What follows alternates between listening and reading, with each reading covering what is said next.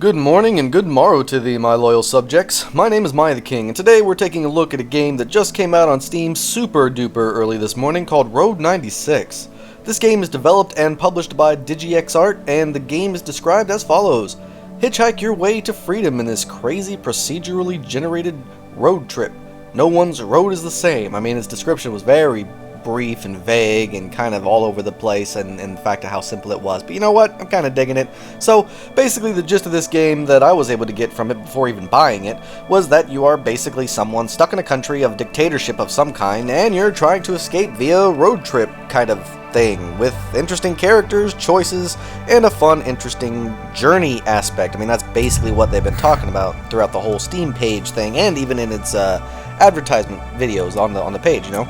And while my assumption wasn't completely wrong, it still wasn't what I was completely expecting either. So before we go any further with my own thoughts and conclusions and yada yada yada, I'd really like to hit those pros and cons as I always do in these videos. So up first are the positives, because they are the first things that stuck out to me. The art style, number one. The art style is very unique and helps paint the picture of what it is that you're doing, and in a kind of pleasant light, to be honest. I mean, the art style is perfect for what it's trying to get across, and it's very colorful, vibrant, and yet still pleasant to the eyes, like it's not hurting your eyes watching it. It's not like that level of colorful. Overall, the graphics quality was really nice for what we had here. It's not like next gen, it's not gonna like blow your mind or nothing, but for the simple little game that they got here, I think the graphics and the particular art style that they went with really helped them here.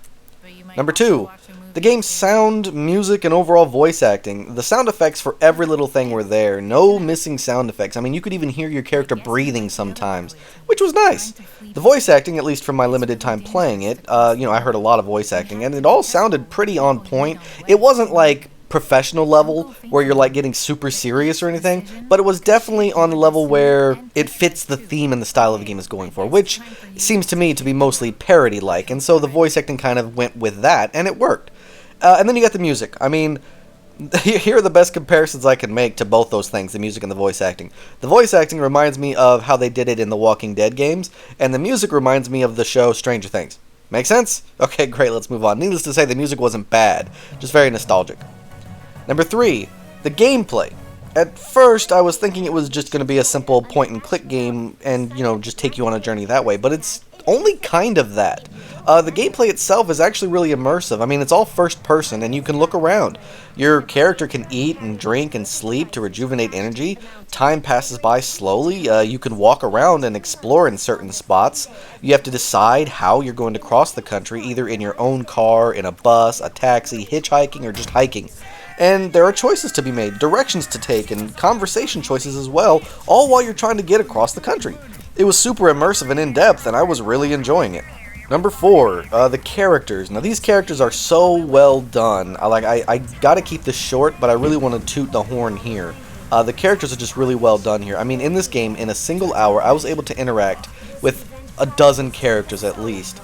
And 4 of them stood out to me and made me want to interact with them more, continue their story, learn about them, and get to know them and become friends with them. I mean, I've played games where they could barely get me to care about one character in the first 3 hours.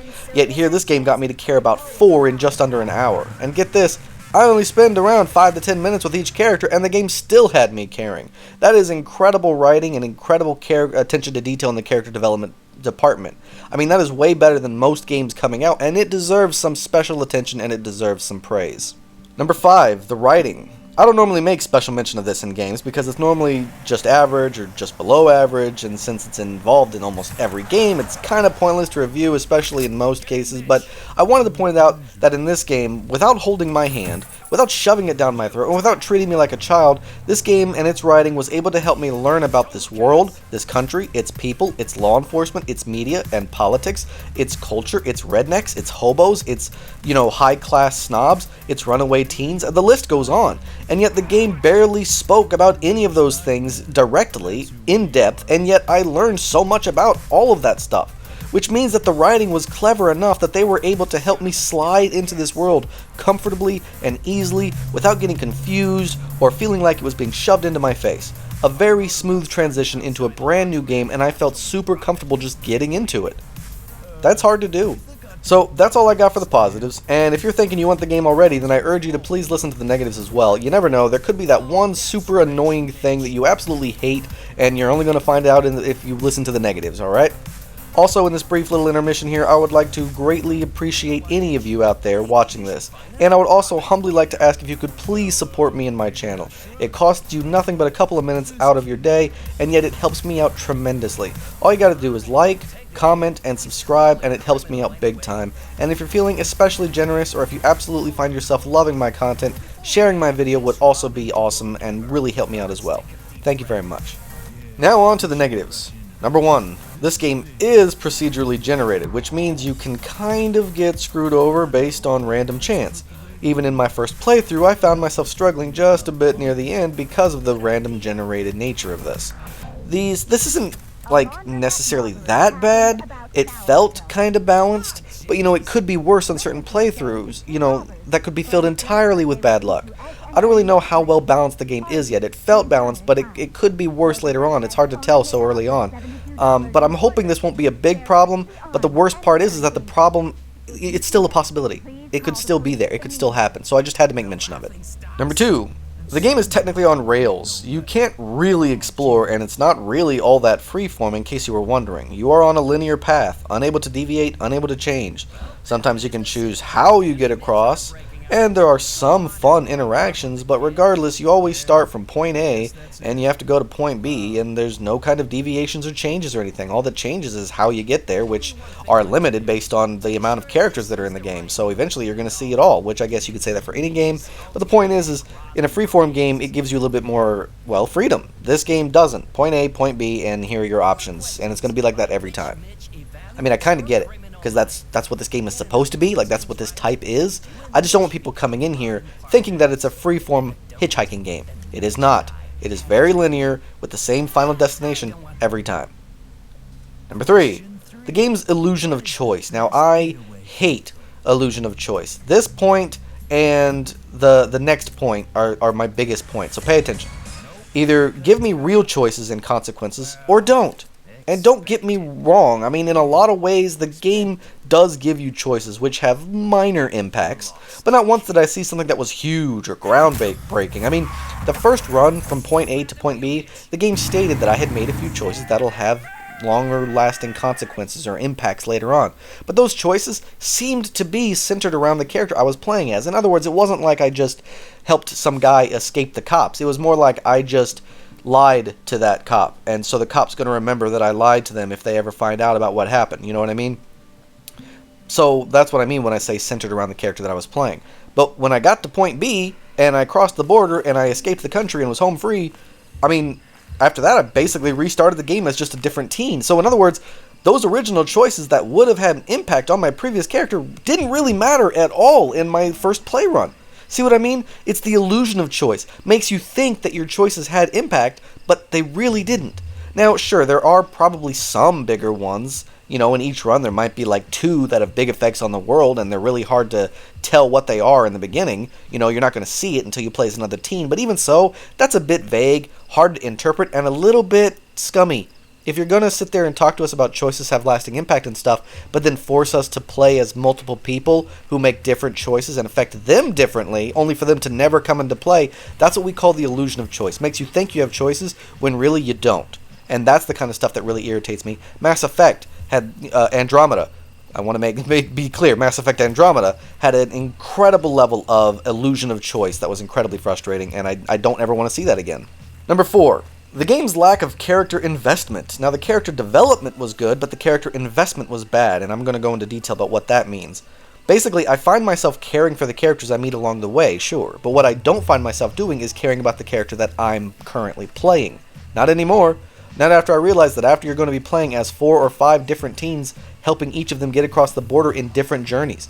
The game has episodes, like those choice of games back in the day, like Wolf Among Us or the Walking Dead games. But here in each episode, it doesn't continue the character you were previously playing. It gives you a whole new character, which means there is no real consequences for choosing certain actions, because in the next episode you're playing as a completely different person anyway. Which means, why should I care what or how I play that person? I should just pick one character each and play an extreme and then go forward with that extreme. And sure, it might differ in each playthrough, but it all still feels pretty much similar. I mean, if I got to play as the one team the entire time, and 5 episodes of making choices and having consequences and building up relations with the characters you meet, then this game would have been almost perfect in my eyes.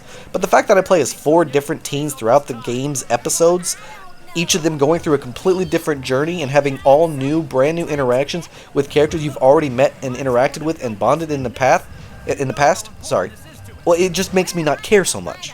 Number 5.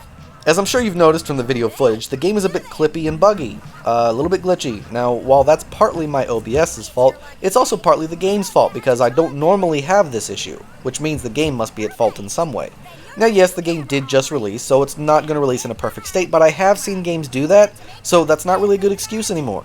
But this game had a lot of clipping, freezing, glitches, and a bunch of other types of bugs that just made my playthrough really frustrating.